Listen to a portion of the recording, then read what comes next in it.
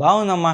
శోభం cinema చూశాను, బాగుంది. టికెట్లు బుక్ చేసుకోవచ్చు. హాయిగా థియేటర్కి వెళ్ళి కాసేపు కూర్చొని ఎంటర్టైన్మెంట్ అవ్వాలంటే సినిమాకి వెళ్ళొచ్చు. అంతకుమించి ఎక్కువ ఎక్స్పెక్ట్ చేయకూడదు మూవీ నుంచి. వెళ్ళామా, ప్రశాంతంగా సినిమా చూసామా, హ్యాపీగా లేచి బయటకు వచ్చామా. హారర్ ఎలిమెంట్స్ ఏమంతుండో, కామెడీ కూడా ఏముండదు. కాకపోతే స్టార్టింగ్ నుంచే మనం స్టోరీలో ఇన్వాల్వ్ అయ్యి ఉంటాం. సో ఎండ్ వరకు స్టోరీ నుంచి బయటికి రాము. స్టోరీ అండ్ క్యారెక్టర్స్ తో కనెక్ట్ అవుతాం కాబట్టి బానే ఉంది. పర్ఫార్మెన్సెస్ విషయానికి వస్తే మెయిన్ లీడ్ ముగ్గురు బాగానే చేశారు. వాళ్ళ వైఫ్ గా యాక్ట్ చేసిన ముగ్గురు కూడా చాలా బాగా చేశారు.